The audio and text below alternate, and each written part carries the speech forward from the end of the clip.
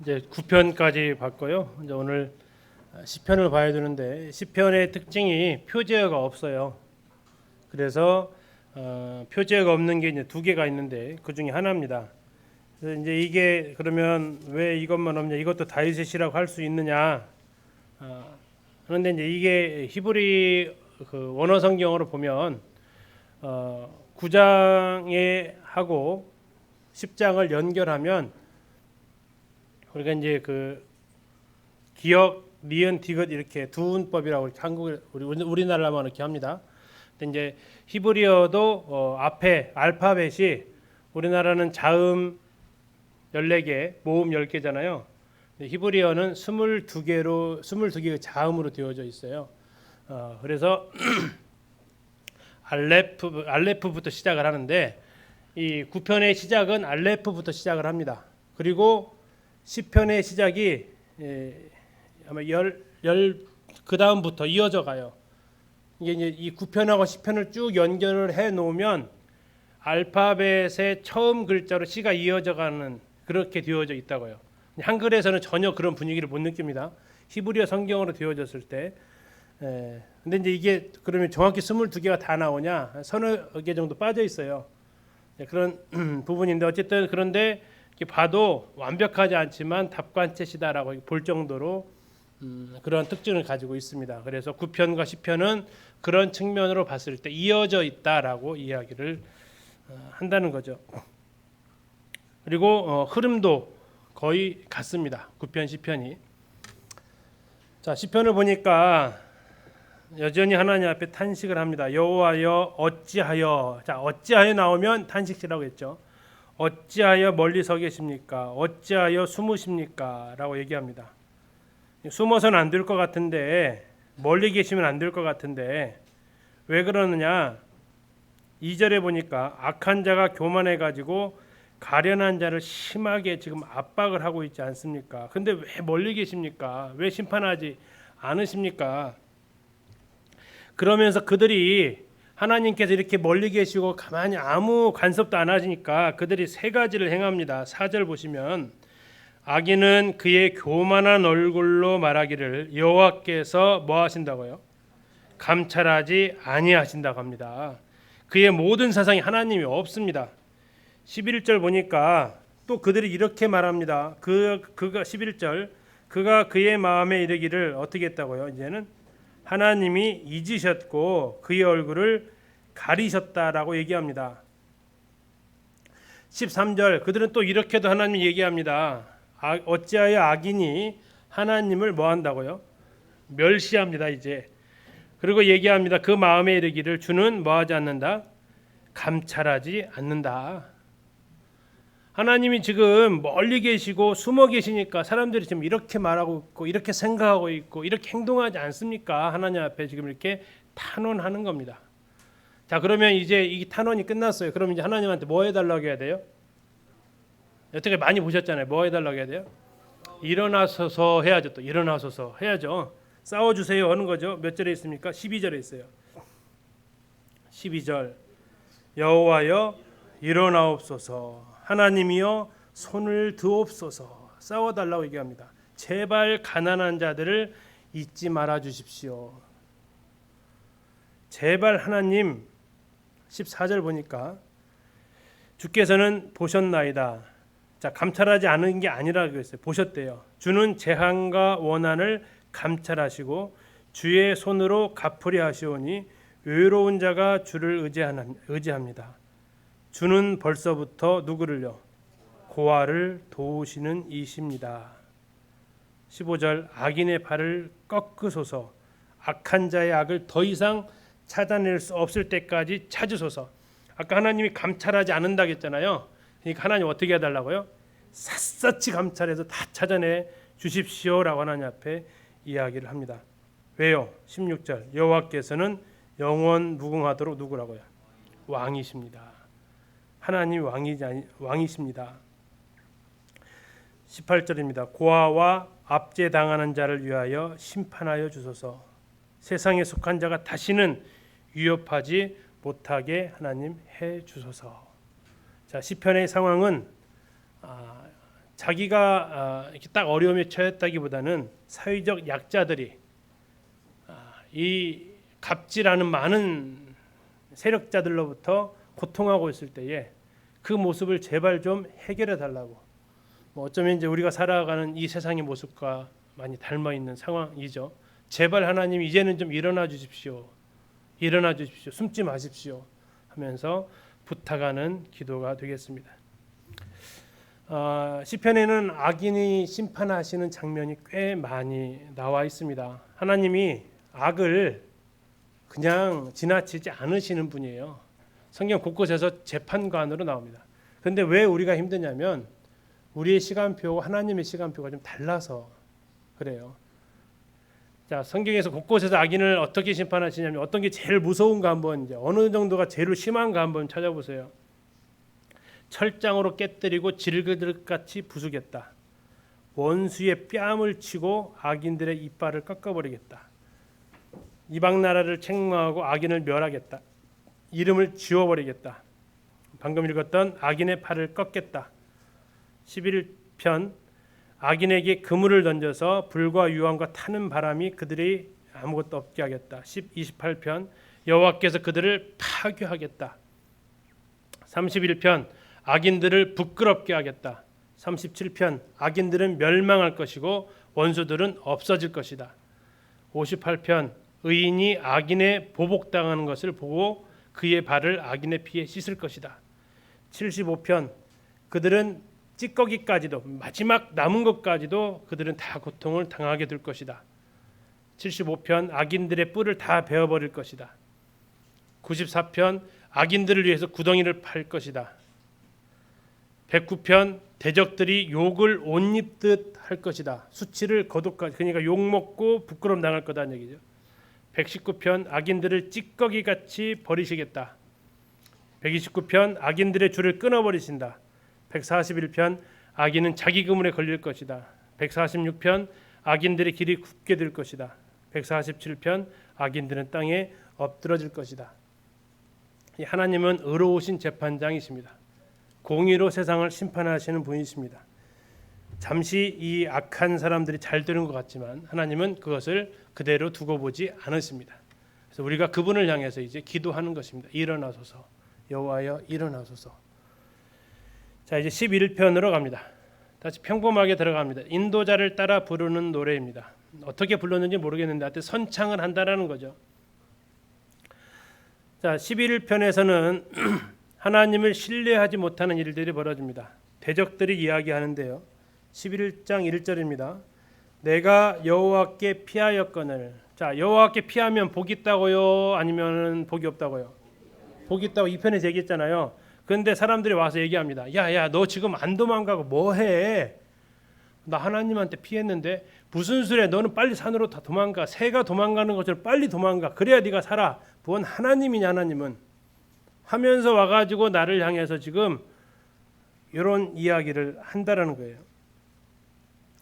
자, 그때 이제 3절에 유명한 말씀이죠. 터가 무너지면 의인이 무엇을 하랴. 터가 무너지면 의인이 무엇을 하랴. 우리가 이제 하나님을 온전히 신뢰하지 않으면 뭐 설 수 없는 겁니다. 자, 이때 이제 그가 하나님 앞에 이야기합니다. 하나님이 내가 피할 수 있는 유일한 피난처다라는 겁니다. 4절 여호와께서는 그의 성전에 계시고 여호와의 보좌는 하늘에 있고 그의 눈이 인생을 통촉하시고 그의 안목이 그들을 감찰하신다. 여호와는 의인을 감찰하신다. 폭력을 좋아하는 자를 미워하신다. 7절 여호와는 의로우사. 뭘 좋아하신다고요? 의로운 일을 좋아하시니. 누구는? 정직한 자는 누구예요 그러면? 정직한 자가 누굴까요? 자기죠, 자기. 우리가 시를 쓰면서 이렇게 나는 너희들이 그렇게 하나님 아닌 다른 걸 의지하라고 하지만 아니야, 나는 하나님 의지할 거야. 나는 마음이 정직한 사람이야. 나는 의로운 일을 좋아하신 하나님처럼 난 의로운 일을 좋아해. 난 하나님 앞에 피할 거야라고 이야기를 합니다. 정직한 자는 여호와의 얼굴을 정직한 자는 그의 얼굴을 뵙게 될 것이다라고 얘기합니다. 자, 왜 뵙냐면 그의 그늘에 피했기 때문에. 피했으니까 보게 되는 거죠. 자, 12편으로 갑니다. 이것도 역시 8번째 줄에 마친 구절입니다. 역시 단식지입니다. 스타트가 12편 1절입니다. 여호와여 뭐 해달라고요? 도와달라고 합니다. 문제는 누구였냐면 이웃입니다. 2절 그들이 이웃에게 각기 거짓을 말하며 아첨하는 입술과 두 마음으로 말하는도다. 자, 여기 지금 세 가지의 죄가 나와 있습니다. 세 가지 죄를 찾아보시면 첫 번째 뭐가 있어요? 거짓을 말한다고 했습니다. 거짓. 두 번째는요, 아첨한다고 했습니다. 세 번째는 두 마음으로 말한다라고 했습니다. 두 마음으로 말한다는 얘기는 말이 서로 다르다는 얘기야. 그러면 사기치는 겁니다. 음모를 꾸미는 겁니다. 꿍꿍이가 있는 겁니다. 자, 이것이 지금 사람들을 향해서 와서 이런 공격을 지금 한다라는 겁니다. 그러면서 하나님 앞에 지금 도와달라고 합니다. 도와달라는 얘기는 어떻게 해달라는 얘기입니까? 이 세 가지에 대해서 해결을 해달라고 하는 거죠. 자, 하나님께서 이 세 가지를 해결을 하십니다. 3절입니다. 여호와께서 뭐를 심판하십니다. 첫 번째로, 자, 아첨하는 입술과 자랑하는 혀 끊으시겠다고 합니다. 자, 지금 아까 지금 세 가지 중에 아첨하는 입술 나왔죠. 이제 그 하나님께서 심판하시겠다고 합니다. 두 번째 5절 여호와의 말씀에 가련한 자들의 눌림과 궁핍한 자들의 탄식으로 말미암아 내가 이제 일어나 그가 원하는 안전지대에 두리라. 여호와의 말씀은 순결해서 흙 도가니 7번 달려는 은 같다. 자, 하나님의 말씀인 진리입니다. 진리에 반대되는 게 뭡니까? 네, 거짓입니다. 여기에 대해서 하나님께서 어떻게 하시겠다고요? 네, 하나님의 말씀이 6절에 있는 그 말씀으로 통해서 하나님께서 심판하시겠다는 겁니다. 하나 남았습니다. 두 마음 남았습니다. 두 마음. 이 두 마음에 대해서 아까 5절에 나와 있었는데요. 가련한 자들의 눌림과 궁핍한 자들의 탄식, 무엇 때문에 생긴 겁니까? 이 두 마음 품는 두 마음으로 말하는 사람 때문에 생긴 겁니다. 하나님께서 어떻게 하시냐면 내가 이제 일어나겠다고 하십니다. 자, 지금까지는 일어나 달라고 했잖아요. 이제는 하나님께서 어떻게 하시겠다고요? 내가 직접 일어나시겠다고 하십니다. 그래서 하나님께 이 문제를 해결하시겠다고 하십니다. 그러니까 세 가지 죄를 제시를 했는데 거짓말하고 아첨하는 입술과 두 마음에 대해서 했는데 하나님께서 이것을 해결하시겠다고 합니다. 8절입니다. 비열함이 인생 중에 높임을 받는 때에 악인들이 곳곳에서 날뛴다. 자, 비열한 게 뭐냐? 아까 말했던 2절에 있는 이런 세 가지 모습들입니다. 거짓말하고 아첨하고 두 마음 품고. 오늘날 있어요, 없어요? 많죠, 그렇죠?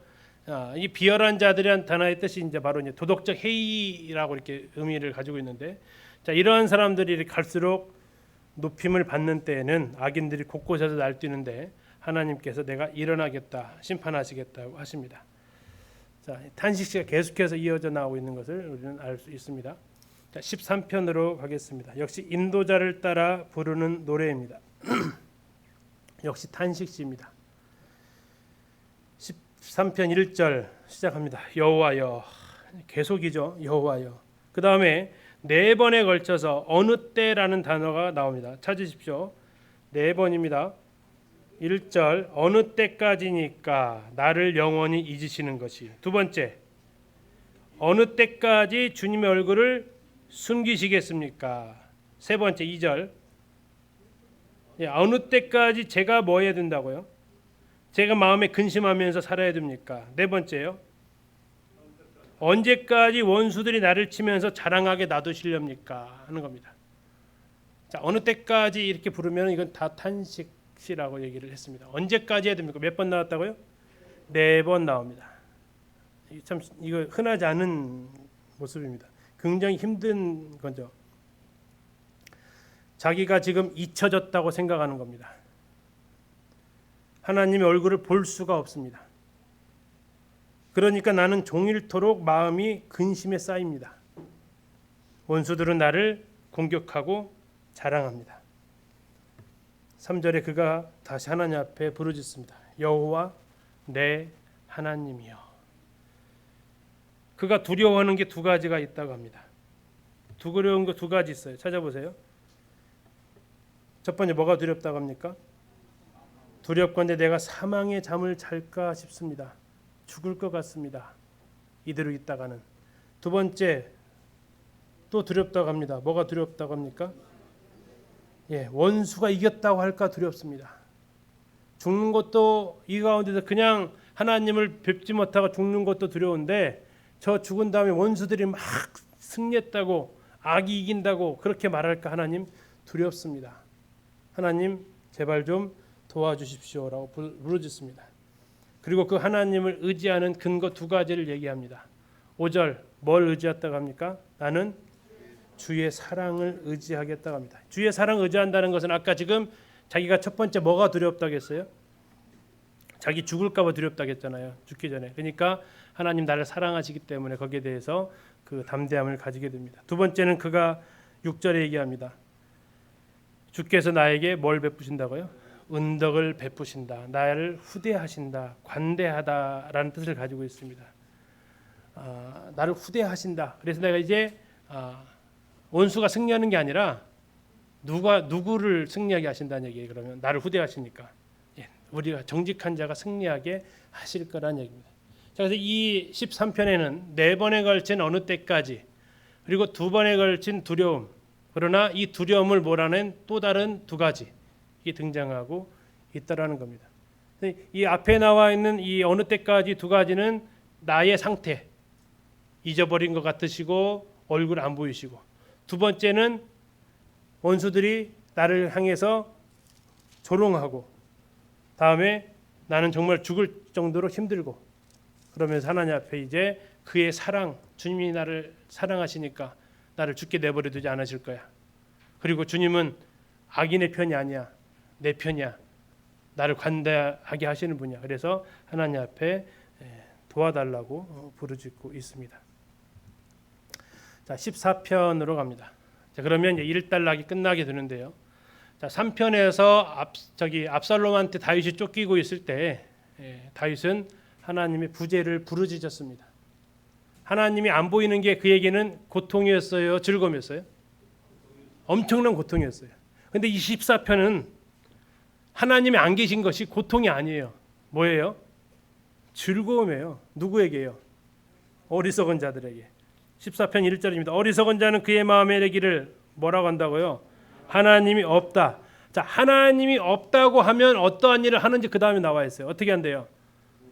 부패하고 가증한 행실을 하고 선을 아예 하지 않는데요. 이게 하나님이 없다고 하면 나타나는 병폐들이에요. 자, 그런 가운데 하나님께서 한번 찾아보십니다. 2절 여호와께서 하늘에서 인생을 굽어 살피사 지각이 있는가, 뭔가 생각이 좀 있는가, 하나님을 찾는가, 선을 행하는가 다 보대요. 세 가지 역시 보셨어요. 지각이 있는지, 하나님을 찾는지, 선을 행하는지. 결론은 뭡니까? 하나도 없다. 하나도. 아무것도 없다. 왜 없을까요? 뭐 때문에? 하나님이 없다고 생각하니까 없는 겁니다. 심판자가 없으니까요. 마음대로 사는 거죠. 자, 그런 가운데에서 인간이 이제 어리석은 행동을 4절에 합니다. 죄악을 행하는 자는 정말 그렇게 멍청하냐, 무지하냐. 그들이 정말 떡 먹듯이 내 백성을 먹으면서 여호와를 부르지 않는다. 하나님 안중이 없다는 얘기입니다. 5절 그러나 거기서 그들은 두려워했어요. 하나님이 안 계신 것이 아니었다. 하나님은 의인의 세대에 계셨다. 6절 너희가 가난한 자의 계획을 부끄럽게 하나 오직 여호와는 가난한 자의 피난처가 되신다. 그래서 7절 마지막 그의 백성을 포로된 것을 돌이키실 때에 야곱이 즐거워하고 이스라엘이 기뻐할 것이다. 구원이 어디에서 난다고요?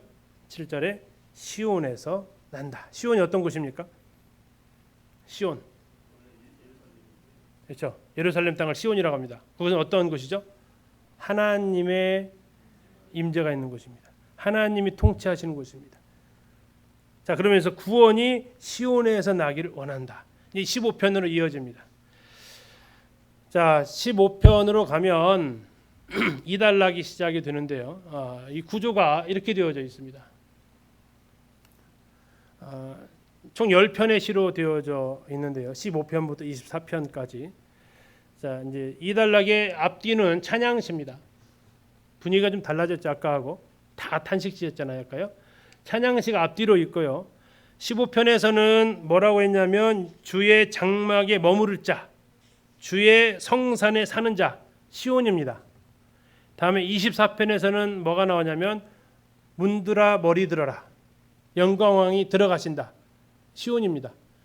하나님의 성산에 하나님이 계신 곳에 이 앞뒤로 되어져 있습니다. 그 하나님을 16편에서 의지합니다. 여호와의 보호를 찬양합니다. 시편 16편이 꽤 유명하시죠. 예수님의 부활을 얘기하고 있는 시입니다. 그러면서 하나님께서 보호하실 것을 얘기하고 23편은 더 유명하죠. 뭐라고 나와 있죠? 여호와는 나의 목자시다라고 나와 있습니다.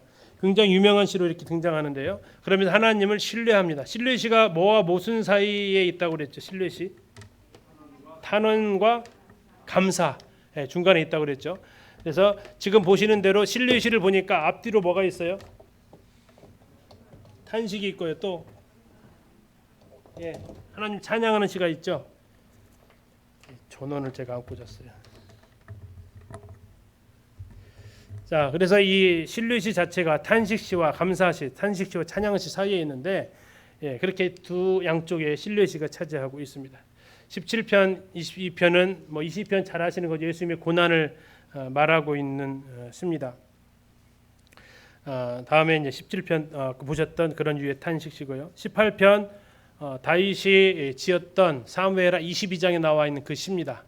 모든 악한 자 적들에게서 구원받았을 때에 지었던 시, 왕으로서 통치하는 그 시. 20편, 21편 전쟁에 나가는 왕의 기도, 그리고 기도를 들으신 전쟁에서 승리한 왕의 노래가 20편, 21편에 묶어져 있습니다. 20편, 21편은 세트예요. 그리고 이제 율법을 가장 중앙에 있는데 이건 시편의 전체적인 그 주제라고 그랬죠. 토라 19편. 이 19편에는 하나님의 두 가지 책이 나와 있어요. 하나님을 알려주는 두 가지 책. 뭐와 뭘까요? 하나님을 알려주는 두 가지 책. 하나는 천지만물경, 또 하나는 성경. 어떻게 하나님 알 수 있어요? 온 천지만물을 보면 하나님 알 수 있어요. 두 번째는 성경을 보면 하나님 알 수 있어요. 그 19편에 그 두 가지가 나와 있어요. 그러면서 이 시편 두 번째 책의 구조가 이렇게 되어져 있습니다. 토라시가 중심으로 되어져 있고 그 가운데서 왕으로 통치하시는 그런 모습. 그러나 그들이 하나님의 뜻대로 안 됐을 때 탄식이 있고, 그러나 그걸 신뢰하면서 하나님을 찬양하는 내용으로 되어져 있습니다. 자, 15편과 24편은 시온의 시라고 말씀을 드렸고요. 14편 마지막 절에서 여호와의 이스라엘의 구원이 시온에서 나오기를 원하도다라고 했잖아요. 마무리가 그거였어요. 그러니까 15편에서 그렇습니다라고 하면서 시온이 등장을 합니다. 여호와여 주의 장막에 머무를 자 누구오며 주의 성산에 사는 자 누구옵니까? 라고 얘기합니다. 자, 주의 장막, 주의 성산 같은 것입니다. 이건 평행법이라고 그랬습니다. 같은 것을 다르게 표현하는 방법이라고 그랬죠. 질문합니다. 그랬더니 대답을 합니다. 자, 그러면서 긍정이 있고 부정이 있습니다. 긍정, 해야 될 거, 부정하지 않는 거. 자, 하나님 시온에 거하는 사람의 특징, 그의 삶은 정직하고 공의롭고 진실하다. 그의 말을 보면 남을 허물하지 않고 이웃을 비방하지 않는다. 그의 눈을 보면 망령된 자를 멸시하고 여호와를 두려워하는 자는 존대한다. 그의 돈 쓰는 것을 보면 자기가 계약을 했는데 1,000원 주고 계약을 했는데 그 다음 사람이 야 그거 그냥 무르고 나한테 2,000원 주고 팔아. 그러면 계약을 바꿔요? 아니야. 첫 번째 계약을 했으니까 나는 그대로 1,000원 주고 갈 거야. 어떻게 해요? 첫 번째 계약을 가는 거예요. 아 미안해. 지금 더 준다고 그러네. 이쪽으로 어쩔 수 없어 할게. 이렇게 가는 것은 아니다라고 얘기하는 겁니다. 해로울지라도 여기서 해롭다라는 얘기는 재정적 손해입니다. 신체 상해가 아니고 돈으로 금전적 피해가 있더라도 서운한 것은 약속 미리 선 계약은 부르지 않는다라는 얘기입니다. 또 하나는 이자놀이를 하지 않는다는 겁니다. 자, 신명기에서 이자놀이 규칙이 나와 있습니다. 참 섬세해요. 그렇죠? 성경이. 자, 이자놀이. 자, 이방인한테 이자놀이 해요 하면 안 돼요? 해요. 해도 돼요. 자, 같은 이스라엘 백성들끼리 이자놀이 해야 안 해요? 안 해요. 하면 안 돼요. 자, 그래서 이제 우리 성도들끼리도 이자놀이 하시면 안 돼요. 주려면 그냥 안 받을 각오하고 주시는 거예요. 주실 때 내가 이 정도는 안 받을 수도 있겠다. 괜히 주고 돈 잃고 사람 잃고 하지 마시고 그 정도만 주세요. 그리고 없으면 그냥 없다고 하세요. 왜 안 갚어? 언제 줄 거야? 그 자꾸 하려면 그거 아예 주지 마시고 빌릴 때는요. 성도들한테는 돈 빌려도 안 줘도 그럼 된다는 얘기구나. 이러시면 안 되고요. 빌릴 때는 정말 우선적으로 제일 먼저 갚을 것이 성도들의 돈이에요. 그렇지 않으면 성도들이 탄식 하면은요 골치 아파져요. 그 사람한테는 달라고 안 하는데 하나님한테 탄식 들어가면 골치 아파져요. 제일 먼저 갚으셔야 돼요. 그러나 서로 이자놀이 하지 마시고, 여기서 이제 얘기를 해주고 있고요. 자, 이렇게 사는 사람 흔들리지 않는다. 분위기 굉장히 밝죠. 주의 장막이 오를 자. 여태까지 악인의 모습 다 없잖아요. 아주 좋습니다. 자, 시편 16편 굉장히 유명한 시고요. 사도행전에서 2장에서 베드로가 마가다락방 오순절 그 이후에 했던 설교 때문에 더 많이 알려진 시입니다. 다윗이 메시아를 노래한 시고요. 16편에 이렇게 얘기합니다. 하나님이여 나를 지켜 주소서. 내가 주께 피합니다. 이게 아까 탄식시라고 이렇게 얘기를 이게 아까 실례시라고 얘기를 했죠. 하나님을 이렇게 뒤에 나와 있습니다. 처음에 자체가 이제 하나님 앞에 피한다고, 피하는 것은 아까 무슨 길이라고 그랬어요? 피하는 거 복 있는 길이라고 했습니다. 하나님께 피하는 거 복 있다라고 시편 2편에서 얘기하고 있습니다. 자, 그러면서 이제 얘기합니다. 이거 유명한 시 많이 나옵니다. 2절 내가 여호와께 아뢰되 주는 나의 주님이시오니 주밖에는 나의 복이 없습니다. 아름답죠. 3절 땅에 있는 성도들은 존귀한 자니 나의 모든 즐거움이 그들에게 있도다. 그러나 4절 다른 신에게 예물을 드리면 괴로움이 더할 것이다. 5절 여호와는 나의 산업과 나의 잔의 소득이시다면서 하나님을 이렇게 신뢰하고 있습니다. 이제 중요한 것은 8절부터입니다. 내가 여호와를 항상 내 앞에 모시며, 여기서 내가는 누구예요? 내가 다윗이죠. 그가 나의 오른쪽에, 여호와가 나의 오른쪽에 계시면 내가 흔들리지 아니하리로다. 이러므로 나의 마음이 기쁘고 나의 영도 즐거워하며, 그 다음에 이제 문제 그 중요한 구절이죠. 내 육체도 안전히 살리니. 자, 이것을 가지고 이제 베드로가 설교를 합니다. 내 육체도 안전히 살리니. 이스라엘 백성들아, 다윗의 묘를 너희들이 알지 않느냐? 다윗은 썩었다 안 썩었다? 썩었다. 다윗의 살은 다 썩었다. 그러면 다윗은 과연 이것이 누구를 가리켜 말한 것이냐? 자기냐? 아니면 다른 사람이냐? 누구다? 다른 사람이다. 그럼 그게 누구냐? 부활하신 그리스도다. 라고 하면서 사도행전 설교가 이렇게 이제 진행이 되는 겁니다. 다윗이 자기를 가리켜서 이렇게 말한 것이 아니다. 예수 그리스도는 썩은 바 되지 않으셨다. 내 육체도 안전히 거하리니 그는 살아나셨다. 부활하셨다라고 이야기하면서 굉장히 유명한 구절이 되었습니다. 그래서 예수님을 가리키는 메시아 시편으로 알려져 있는 이 내용이 이 16편입니다. 그래서 내 육체도 안전히 살리니가 바로 주님이 사람이 죽으면 부패하고 썩지만 우리 주님은 그렇지 않으시다라는 것을 말해주는 시편 16편입니다. 자, 17편에서는 이제 다윗이 하나님 앞에 부르짖습니다. 어떠한 상황이냐면요, 내가 당하고 있는 고난이 있습니다. 그런데 고난의 이유가요, 성경에서 고난의 이유는 보통 한 세 가지로 나옵니다. 자, 첫 번째는 무슨 고난이냐면 죄 때문에 당하는 고난입니다. 우리가 아까 시편에서 잠깐 보셨습니다. 죄 때문에 아픈 상황이 있었습니다. 두 번째는요, 의인의 고난이 있습니다. 내가 잘못한 것이 없는데 의로 고난 당하는 경우가 있습니다.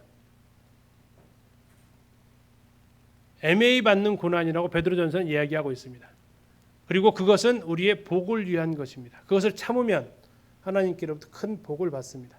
세 번째 당하는 고난이 있는데 그 세 번째 당하는 고난은 예수님이 하나님이 어떠하신 분인지를 경험하기 위한 고난이 있습니다. 성경에서 이스라엘 예수님의 제자들이 예수님과 함께 배를 타고 가다라 지방으로 건너갈 때 광풍이 불어닥칩니다. 그런데 그때 예수님은 주무시고 계셨죠. 그때 예수님을 깨웁니다. 그때 예수님께서 잔잔하게 하시면서 그들은 알게 됩니다. 뭐라고 얘기합니까?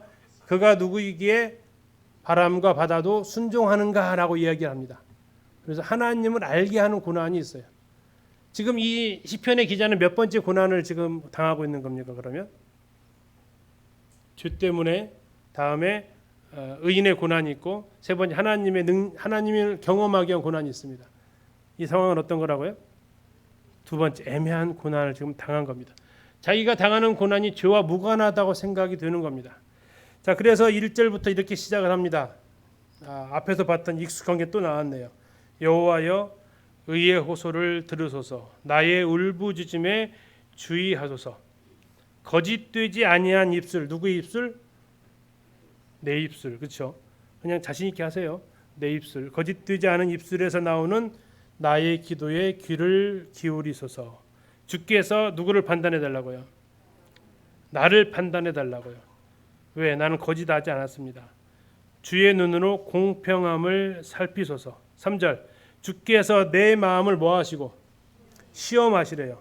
밤에 나한테 오셔가지고 나를 뭐 하시라고요? 감찰하셨대요. 그런데 뭘 못 찾았어요? 흠을 못 찾았어요. 왜? 내가 결심하고 입으로 범죄하지 않았습니다.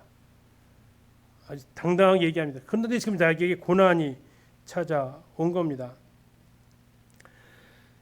자, 7절 보시겠습니다. 7절, 주께 피하는 자들을 그 일어나 치는 자들에게서 오른손으로 구원하시는 주. 자, 피하는 것도 나왔습니다. 피하면 복이 있다고 그랬죠.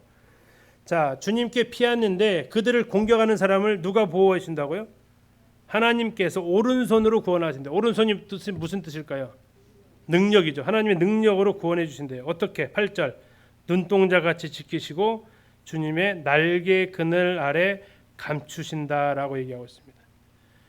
자, 하나님 이렇게 지금 이제 이 하나님을 향해서 이렇게 부르짖고 있습니다. 결국 무슨 말을 하고 싶었냐면 9절입니다.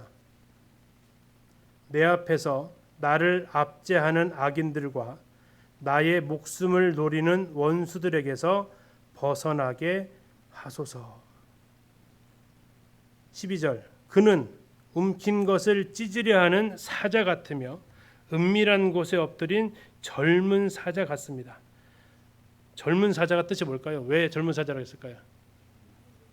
아주 더 그냥 힘 더 센, 더 강한, 그냥 나를 죽여버릴 것 같은 그런 위협을 하고 있는 그 세력들을 지금 이야기를 하는데, 그 젊은 사자가 치사하게 뭐 하고 있어요? 은밀한 곳에 또 엎드려 있어요. 기습 공격을 하겠다라는 거죠. 한 방에 그냥 우리를 보내려고 하는데, 자, 그러면 또 이제 뭐 해달라고 해야 돼요? 그렇죠. 이제 잘하시네요. 이제 13절입니다. 뭐라고 하십니까? 예, 여호와여 일어나. 예, 오늘 많이 하나님 일어나시네요. 예, 여호와여 일어나 그를 대항하여 넘어뜨리소서. 하나님 제발 좀 싸워주세요. 하나님 제발 좀 구원해 주세요. 15절, 나는 의로운 중에 주의 얼굴을 배우리니 깰 때에. 자, 그럼 시를 지을 때가 저녁일까요, 밤일까요? 밤이죠, 밤. 그리고 눈을 딱 뜨면 무슨 상황을 기대한다? 주님을 딱 만나면서 그것을 기대하겠다라는 겁니다. 내가 깰 때에 주님께서 이것을 다 해결해 주신 것을 제가 보기를 원합니다라고 그가 고백을 합니다. 주님 나를 감춰주시고 주님이 일어나셔가지고 샥 해결하신 다음에 제가 일어났을 때 할렐루야 하게 해 주십시오. 그랬더니 18절 딱 들어가는 거예요. 그랬더니 표제해 보세요. 뭐라고 나와 있어요? 다윗을 그의 모든 원수들의 손에서와 사울의 손에서 건져주신 날에. 이 표제가 이 순서를 그냥 막 지은 것이 아니라는 것을 좀 느낌을 좀 잡으실 수 있겠죠. 지금 방금 전에 17편에서 막 그렇게 얘기했잖아요. 제발 깰 때 촥 해결해 달라고 했더니 18편 시작이 그래요. 다윗을 모든 원수들의 손에서 건져주신 날에 이야기합니다. 자, 18편 할 때 그 사무엘하 할 때 22장 할 때 18편에 가서 좀 더 자세하게 본다고 말씀을 드렸어요. 그래서 18편에 이 내용하고 사무엘하 22장이 같은 내용으로 되어져 있는데 지금 보시는 대로 이렇게 되어져 있어요. 구조 자체가 이렇게 되어 있어요. 아주 의도적으로 쓴 시라는 것을 알 수 있습니다. 서론적인 찬양이 있습니다. 처음에 뭐라고 시작합니까? 나의 힘이신 여호와여 하면서 하나님을 뭐라고 얘기합니까? 나의 반석이시오라고 이렇게 이야기를 합니다. 그렇게 하면서 이제 하는데 끝날 때도 역시 동일합니다. 46절을 보면 여호와는 살아계시니 나의 반석을 찬송하며 이렇게 나와 있습니다. 처음과 끝이 동일하게 하나님을 찬양합니다. 어떤 하나님? 반석이신 하나님, 피난처요 보호자이신 하나님을 찬양합니다. 자, 그리고 이제 양쪽으로 환난 중에 있는 이야기를 합니다. 4절 5절을 보면 4절에 사망의 줄이 나를 얽어매었습니다. 5절 스올의 줄이 나를 둘렀습니다. 같은 뜻이라겠습니다. 죽을 상황입니다. 굉장히 위험한 환난입니다라고 얘기를 하는 겁니다. 자, 여기에서 하나님 구원해 달라고 이야기를 합니다. 그랬더니 하나님이 짜잔 하시고 일어나십니다. 6절 내가 환난 중에서 여호와께 아뢰며 나의 하나님께 부르짖었더니 그가 그의 성전에서 소리를 들으시며 내 기도를 들으셨대요. 그의 앞에서 나의 부르짖음이 그의 귀에 들렸도다. 7절 일어나시네요. 이에 땅이 진동하고 산들의 터도 요동하였으니 그의 진노로 말미암으로다. 그의 코에서 연기가 오르고 입에서 불이 나와 사르며 그 불에 숯이 피었도다. 9절입니다. 같이 읽겠습니다. 시작. 그가 또 하늘을 들이우시고 뭐 하셨어요? 강림하시니 그의 발 아래는 어두캄캄하도다. 이건 출애굽기 나와 있는 장면입니다. 하나님 등장하시는 장면이에요. 하나님께서 등장하시는데 어떻게 등장하세요? 여기다 배경음악을 넣으면 어떤 음악이 나와야 될 것 같아요? 와, 굉장히 막 우렁청정한 소리가 나오겠죠. 그래서 하나님이 쫙 등장을 하시는 건데 표정은 어떤 표정으로 나오실 것 같으세요? 거기 나와요. 8절에 코에서 뭐가 나온다고요? 코에서 왜 연기가 나오실까요? 지금 뭐가 지금 단단히 화나신 것 같으세요 지금. 누가 내 아들을 지금 괴롭히는 거야 하면서 이렇게 등장하시는 듯한 표현이에요.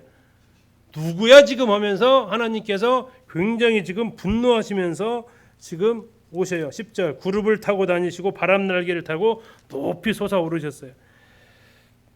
자, 그렇게 하셨으면 그렇게 등장하시고 나서 뭐 하셔야 돼요? 구원하셔야 하잖아요. 등장했는데 그냥 조용히 좀 이상하잖아요. 17절입니다. 그렇게 등장하셨더니 15절부터 볼까요? 재밌어요 표현이요. 15절 이럴 때에 여호와의 꾸지름과 뭐요? 아까 코에서 연기 나왔는데 이번에는 콧김으로 말미암아 물밑이 드러나고 세상의 터가 나타났도다. 그가 높은 곳에서 손을 펴서 나를 붙잡아 주시며 많은 큰 물에서 나를 건져내셨도다. 나를 강한 원수와 미워하는 자에게서 건지셨다. 왜? 그들은 나보다 힘이 세기 때문이다. 나보다 힘세기 때문에 나는 안 되는데 누가 하셨다고요? 하나님이 하셨다고요. 18절 그들이 나의 재앙의 날에 내게 이르렀으나 여호와께서 나의 의지가 되셨도다. 19절입니다. 나를 넓은 곳으로 인도하시고 나를 기뻐하심으로 나를 구원하셨도다. 할렐루야. 구원하십니다. 그러면서 이제 여기에 대해서 하나님을 찬양하는 것이 20절부터 29절 쭉 나타나는데 하이라이트는 25절 26절입니다. 자비로운 자에게는 주의 자비로우심을, 완전한 자에게는 주의 완전하심을, 깨끗한 자에게는 주의 깨끗하심을, 사악한 자에게는 주의 거스리심을 보이신다. 29절 내가 주를 의뢰하고 적군을 향해 달리며 내 하나님을 의지하고 담을 뛰어넘나이다. 아, 이거 많이 컸어요. 그죠? 아까 덜덜 떨었잖아요. 근데 29절 한번 보세요. 얼마나 많이 컸는지. 뭐 한대요? 적군을 향해 막 달려가겠대요. 공격하고 막 그냥 돌아가는 거죠. 그러면 하나님 의지하고 뭘 뛰어넘는다고요? 그 담을 막 뛰어넘으면서 왜요? 그 뒤에 누가 딱 받쳐주고 있어요 지금. 네, 하나님 딱 받쳐주고 있는 거죠. 흔히 뭐 이런 상황입니다. 초등학교 5학년 때리네 7살짜리 예림이 뒤에 버티고 있는 아빠. 그리고 5학년한테 예림이가 뭐라고 하겠어요? 왜 때려 하면서 따질 수 있는 힘. 왜? 뒤에 버티고 있는 게 있으니까. 직접 없으면 바로 울죠. 바로 우는 게 앞에 그 장면이 앞에 장면.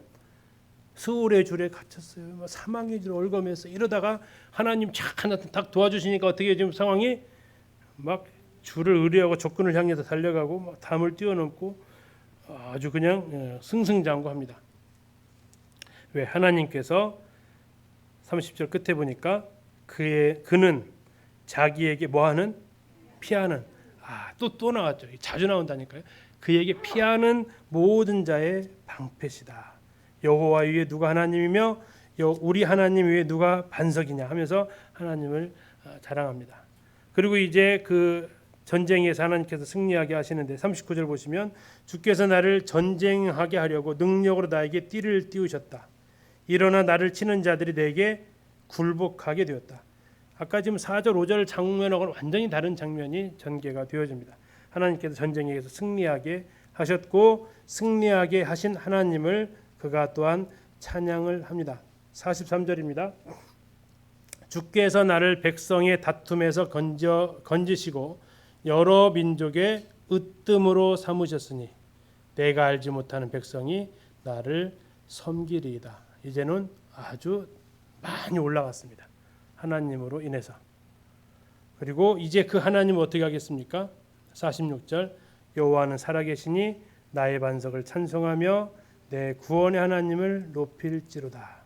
이 하나님이 나를 위하여 뭐 해주셨다고요? 보복해 주시고 민족들이 내게 복종하게 해주셨다. 주께서 나를 내 원수들에게서 구조해 주셨다. 49절 여호와여 이러므로 내가 이방 나라들 중에서 주께 감사하며 주의 이름을 찬송하리이다. 그러면서 하나님을 찬양하는 것으로 되어져 있습니다. 이 시편 18편 구조가 그런 식으로 쭉 이루어져 있습니다. 자, 이제 19편으로 가면요. 자, 여기에는 이제 하나님을 알려주는 두 가지 책이 있다고 그랬죠. 여기까지만 가고 이제 토라가 제일 정점이니까 19편까지 일단 가야 될 것 같습니다. 자, 하나님을 알려주는 두 가지 책이 있는데 로마서에서 이 이야기를 하고 있습니다. 로마서는 세 가지 책을 얘기하고 있어요. 로마서에서 첫 번째 하나님을 알려주는 책이 1장에서 뭘 얘기하고 있죠? 천지 만물을 통해서 만물 가운데 하나님의 신성한 것들 보인다고 얘기하고 있어요. 자, 그 다음에 뭘 통해서 알려주죠? 2장에서는 그렇죠. 사람의 양심을 통해서 알려주셨다고 했어요. 그리고 3장에서 이제 율법이 나옵니다. 하나님의 법이. 근데 지금 이 상황에서는 두 가지를 얘기하고 있는데요. 1절부터 6절까지는 창조의 모습을 보면 하나님을 알 수 있다 이겁니다. 7절부터 14절까지는 말씀을 보면 알 수 있다라는 겁니다. 그리고 이 두 가지를 볼 줄 아는 양심이 있으면 하나님을 볼 수 있는 거죠. 자, 19편 1절이 보니까 하늘이 하나님의 영광을 선포하고 궁창이 그의 손으로 하신 일을 나타내는도다. 하늘 보면서 이 생각을 하셔야 된다라는 겁니다. 하늘 보면서 우리가 무슨 생각을 해야 된다고요? 하나님의 영광이 저렇게 높구나라고 생각하셔야 된다는 얘기예요. 5절 보시겠습니다. 4절 끝에 보시면 해를 위하여 하늘에 장막을 베푸셨도다. 해는 그의 신방에서 나오는 신랑과 같고 그의 길을 달리기 기뻐하는 장사 같아서 하늘 이 끝에서 나와서 하늘 저 끝까지 운행하며 그의 열기에서 피할 자가 없도다. 하나님의 대표적인 창조물이 해입니다. 해. 아까 8편에서는 달과 별이 나왔죠. 여기서는 지금 해가 나오고 있습니다. 근데 해는 이집트 사람들의 우상이었습니다. 태양신 라에 숭배하는 나라가 이집트였단 말이에요. 그런데 이스라엘 백성은 어디에서 나왔어요? 이집트에서 나왔단 말이에요. 그런데 그들이 창세기 1장을 읽으면서 놀라는 거죠. 왜 놀랐을까요? 그들은 태양신이 최고의 신으로 태양신인 줄 알았더니 넷째 날에 하나님 얻은 세상의 빛을 하나님이 뭐 하셨다고요? 태양과 큰 광명, 작은 광명을 창조하셨다고 얘기하고 있어요. 하나님이 최고로 생각했던 태양신이 아니라 태양은 한낱 뭐하다? 하나님의 피조물이다라고 얘기하는 거예요. 하나님의 피조물이다. 이건 섬길 대상이 아니다. 하나님을 높이는 피조물일 뿐이다라고 얘기합니다. 자, 그러면서 이제 하나님의 창조 세계를 보면 반응이 나와야 된다라는 겁니다. 이따 어떤 반응이 나오냐 뒤에서 볼 거예요. 두 번째 7절부터 14절까지는 7절의 시작이 뭐로 나오냐면 여호와의 율법은 이렇게 나와 있습니다. 6가지 하나님의 말씀에 별명이 나오는데 율법, 다음에 증거, 다음에 교훈, 계명, 경유하는 도, 여호와의 법, 하나님의 말씀입니다. 전부 다. 근데 각각이 하는 역할은 좀 다르대요. 자, 내 영혼을 소성시킨다라는 것은 소성시킨다라는 얘기는 회복시킨다는 얘기입니다.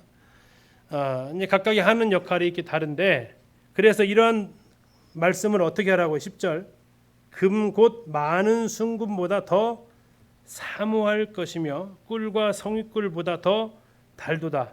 아멘이신가요? 별로 아멘이 안 나오시는데 아멘이신가요? 그럼 이렇게 추구하면서 살아야 된다고요.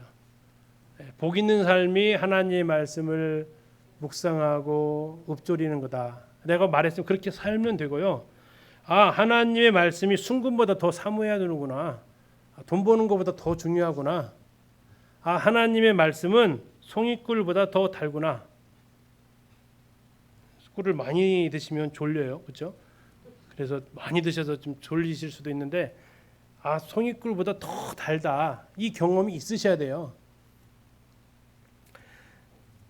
자, 11절 주의 종이 이것으로 경고를, 이것이 뭐예요? 이것 하나님의 말씀으로 경고를 받고요. 하나님의 말씀을 지켜서 상이 크대요. 또 이 하나님의 말씀은 뭐 또 하냐면 허물을 깨닫게도 한대요. 그리고 허물에서 벗어나기도 하고요. 13절에 또 뭐도 해주냐면 죄를 짓지 않게도 해준대요. 아, 이 하나님의 말씀이 놀라운 거예요. 하나님을 두 가지를 알 수 있다고 해서 첫 번째 뭐예요? 창조 세계를 통해서. 또 하나는요, 하나님의 말씀으로. 자, 그러면 이 두 가지를 알게 되면 14절이 해결이 돼요. 자, 나의 반석이요 나의 구속자이신 여호와여. 첫 번째 뭐가 하나님 앞에 들려집니까? 내 입의 말. 말은 무엇을 통해서 듣냐면 창조 세계를 바라보면 내 입에서 말이 나와야 돼요. 뭐가 나와요? 어떤 말이 나와요? 감탄의 말이 나오는 거예요. 하나님이 지으신 창조 세계를 보면 내가 감격하는 말이 나오는 거예요. 와, 하나님 놀라우십니다. 와, 하나님 대단하십니다. 오늘날은 감격이 사라진 세대예요. 우리 아이들 데리고 현장에서 가도 놀래지를 않아요.